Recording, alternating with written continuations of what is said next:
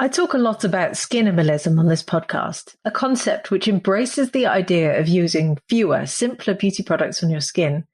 But one topic no one is really talking about is doing the same for your hair. What would you even call that? Hairimilism?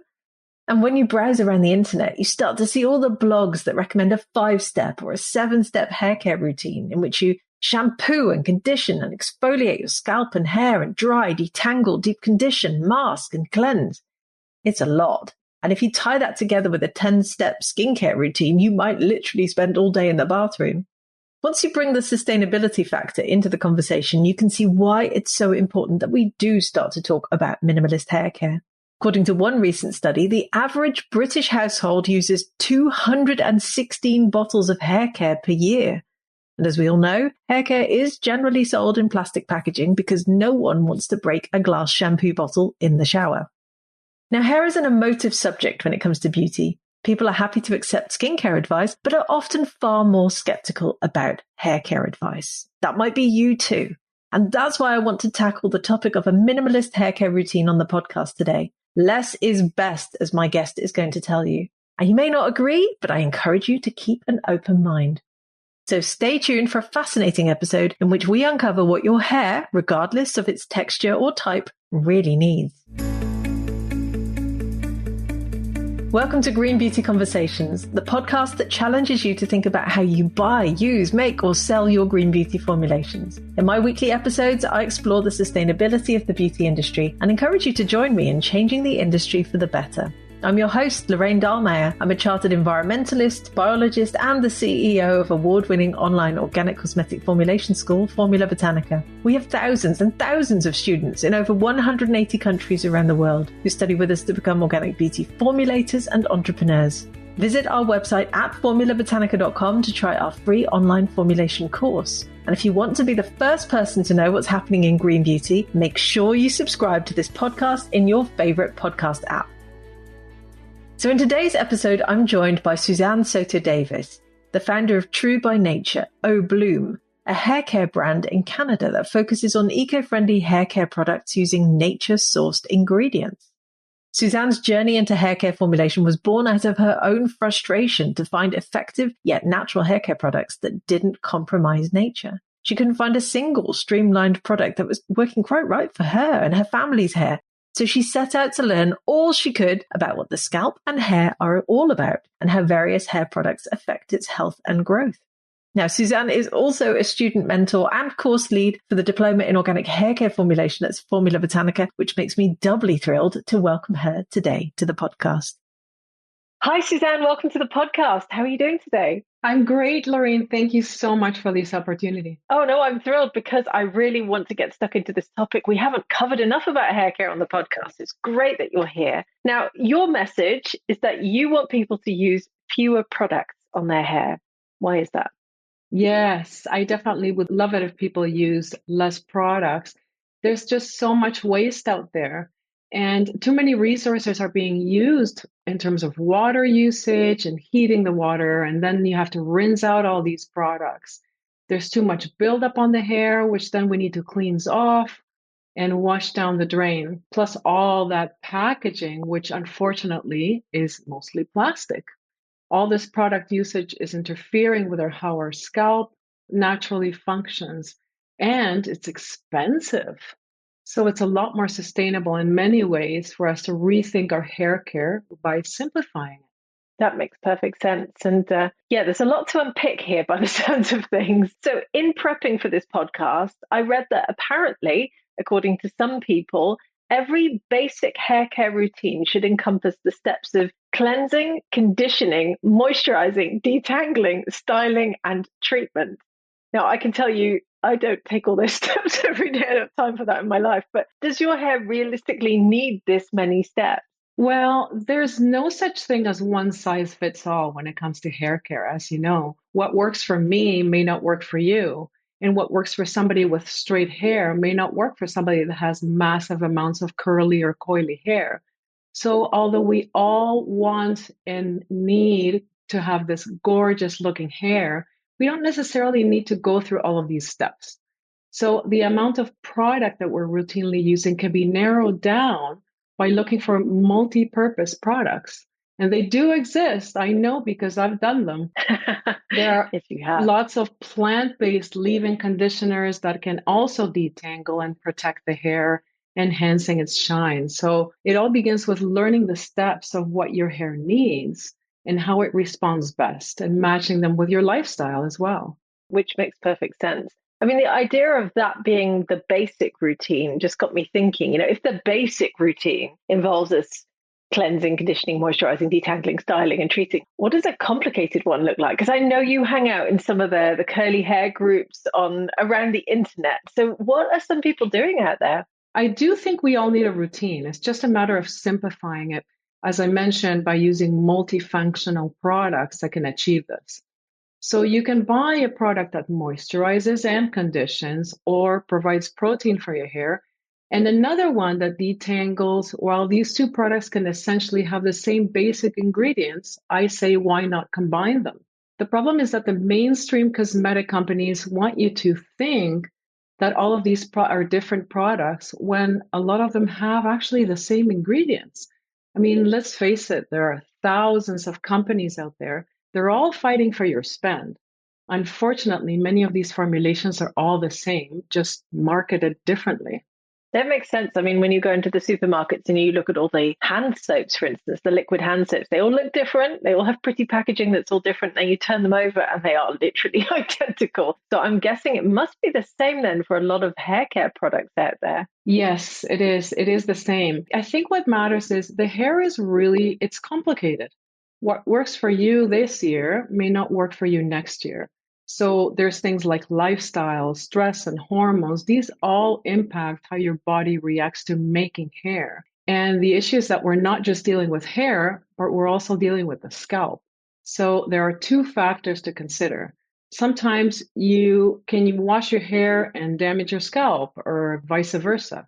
It's all a science, but it doesn't have to be complicated. Very true. Well, we'll come on to the scalp in a bit because I think that's a fascinating topic in itself. So your motto is less is best. So you've alluded to this a little bit already, but what would you like to see people using on their hair? I would love to start by seeing people washing their hair less often. Washing daily is really not necessary. And the mentality that our product must foam in order to properly cleanse is something that really needs to change. This mentality has taught us that we need to wash, rinse, and repeat because we're essentially stripping all the goodness that our scalp provides. So don't take my word for it. It has been extensively researched that the scalp needs to be cleansed less often for it to function at its best. So the scalp's oils are just better than any other hair growth scalp you could even buy or make. If I could bottle that stuff and sell it, I'd be rich. There's a concept. No, it's true about the foaming component because, of course, we teach our diploma in organic hair care formulation. And when we were putting it together, we realized some of the naturally derived surfactants we were working with, they don't foam that much, but people expect that. They almost think it's not going to clean properly if that foaming component isn't there. How would you change people's mindsets on something like that? It's just educating them on trying to source more natural products because, as you mentioned, it doesn't need to foam in order for it to properly work. So they just need to understand that we don't need these harsh detergents. And in following the curly and coily different clubs and conversations, we have learned that some of the ingredients are actually used for conditioner. So you can wash your hair with a conditioner. And that's something that's very much followed in this group. Yes, I've heard about that. It's not something I can do on my hair because I turn into a giant grease ball, but I know that it really works for some hair types, which is fantastic and fascinating. So on your website, you say when it comes to healthy hair, simple means better. So you're already talking about less, but you're also talking about simple. So what does simple mean in relation to hair care? Simple means going back to plant-based hair care products rather than synthetics. It means you're using nature's best. Plant extracts and proteins, they're beautiful ingredients that you can add to a hair care product. I mean, I've seen numerous chemists suggest, why would you use shea butter in your shampoo if it's going to be washed away anyway? This makes the formulation much more expensive. Well, I think the opposite. I think ingredients like coconut oil and argan or avocado oil can actually penetrate the hair strand and nourish it, protect it. So This doesn't wash off when you wash your hair. Your hair is then healthier, not just clean and stripped off its natural protectants. If we're using less products and washing less often, then it just makes sense that we would then have healthier hair, but just using plant-based ingredients. This can be way more sustainable too, as you would then need less products. It's interesting because I think that's something that's often overlooked by the mainstream hair care industry. I mean, you talked a bit about oils penetrating the hair strand. Can you tell us a little bit about the types of oils that can do that? Because I think that's a fascinating topic in itself. Oh, yes, definitely. But we're blessed to have so many plants, and each plant has its own components and its own benefits to hair care. So when we're creating hair care formulations, we're looking for some plant oils that can either remain in the hair, like they protect your hair, and then some that are sealing oils. So some of them can coat the hair and make it shiny and just protect it against the elements. So there are a lot of different ingredients, and I've been a big fan of using silicone-based, plant-based silicones in hair care for this very reason. Yeah, I mean, there's a whole fascinating array of natural ingredients coming onto the market now for hair care formulators. We're just not seeing that many brands come out. So I think it's fantastic that you're obviously heading in this direction. So we've talked about fewer, we've talked about simpler products, but do all hair types respond well to that type of formulation? I mean, you have very curly hair, I have straight hair. I'm sure there are listeners with wavy and coily hair and everything in between as well. Do fewer, simpler products really work out well for all of those hair types? I don't think it's necessarily about hair type, but about developing a simpler routine. And yes, using the right products. I've seen, for example, a lot of people adding table salt to their shampoo because it dries up their hair and their scalp nicely in the roots. So they feel they don't have to wash it more often. This is a big problem. So rather than adding table salt to your shampoo, why are you not seeking out a more natural option? Maybe this is why we're seeing an influx of hair loss at the root, and so many of us have split ends or hair shedding. So it's the product itself that really needs to be redesigned. We need to working on protecting the scalp microbiome, which is such a big key in having healthier hair. We focus so much on the hair itself, but not enough on the scalp. And this is the foundation for healthy hair. Yeah, well, let's talk about the scalp for a minute. Can you tell us a bit about the scalp microbiome and how it relates to the overall health of the hair? Not to get too technical here, but basically, the microbiome, as you know, is an ecosystem of healthy bacteria and fungi and even viruses that protect the skin and to help it heal. On the scalp, the microbiome is like a miniature Amazon rainforest of goodness that sits on your scalp like a little protective layer, and is drastically damaged by any harsh products we apply to it. So soaps and harsh shampoos, then gels, then styling agents, and even high heat from blow dryers and curling irons. This is a reason why less is best, and why I advocate on washing your hair less often. Actually, even leaving it greasy for a few days. It's amazing for the scalp. I know I'm going to have a lot of people say, oh no, a greasy scalp. But I started a trend called Release the Grease, where I'm working to educate people. So I'm educating people on the fact that their scalp, the scalp sebum, like the oil, is not a gross thing. It doesn't need to be feared, and that leaving your scalp oily for a day or two can actually help you produce healthier hair. Why? Because healthier hair starts with a healthy scalp.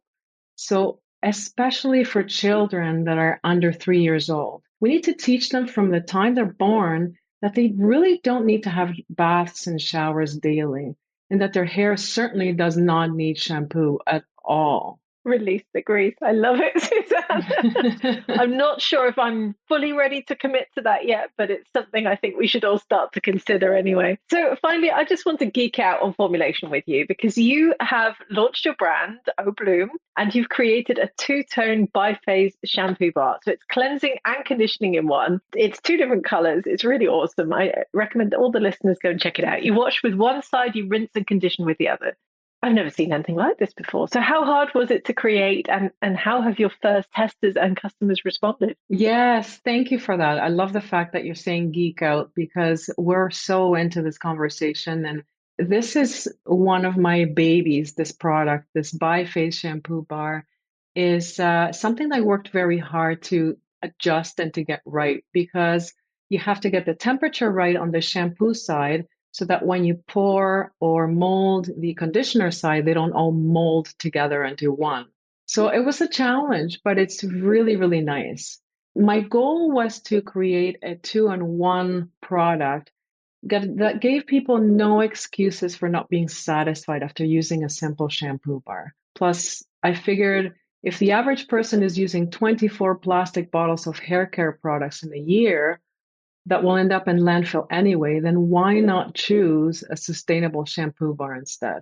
So it's a labor of love. Well, it's a very beautiful labor of love. And how have your first testers and customers responded to it so far? Oh, they absolutely love it. When I did a pre-launch, I already had 200 people committed to buying it. So the response has been overwhelming. I'm very excited about it. It's great. I love the fact that people are reacting so positively to having natural products or products that have naturally sourced ingredients. It's groundbreaking. And I'm hoping that people will also take my advice to go less and just take your time with washing your hair and looking after your hair. It's really not that complicated, and less is truly best. Well, I love your vision. I love your mission. And I'm sure our listeners will be now thinking about how they can use less and release the grease at the same time. So if people want to find out more about you and about your new brand and want to come and buy your amazing two-tone shampoo and conditioner bar, where can they find you? Thank you, Lorraine. Yes, so we have a website, an Instagram, a TikTok, a YouTube page, and our website is truebynature.ca. That's spelled TRUU. It's a bit of a family history thing. So it's truebynature.ca. Make sure and follow us because we're not only selling products, but we're also educating people on what the scalp and the hair need. So that's great. Amazing. We'll include all of those links in the show notes. So please do go and check out Suzanne's amazing new brand. Suzanne, it's been so lovely hanging out with you. Thank you so much for joining me. Thank you so much, Lorraine. And remember to release the grease. I will. Thank you. I would love to hear your thoughts on this episode. Are you ready to release the grease? Are you happy to start using fewer products on your hair? Would you consider changing your hair care routine? Please do come and leave us a comment on our social channels, as both the Formula Botanica team and I love hearing from you. And if you want to hear more about some of the topics that we've covered today, please do delve back into the podcast archives. Go and listen to episode 94, in which I asked how we can make solid formulations feel luxury, or head even further back into the archives and listen to episode 29, in which we speak to Aqua Wood of Shea Butter Cottage about ethical, natural hair care, or episode 61, in which Anna Green and I unpick the topic of skinimalism. There's a wealth of information in our old episodes, and I do encourage you to go back and listen to them. Thank you for joining Suzanne and I for this latest episode of Green Beauty Conversations. I really hope you enjoyed it. If you did, please do leave us a 5-star review so that other people can enjoy these conversations too. Make sure you subscribe to the podcast on Apple Podcasts or Spotify or whatever your favorite podcast app is, and stay tuned for the next episode. Follow Formula Botanica at Formula Botanica on Facebook, Instagram, YouTube, TikTok, Twitter, or LinkedIn. And come and give me a follow at Lorraine Dallmeier on Instagram. Visit our website at formulabotanica.com and sign up for our free online formulation course today.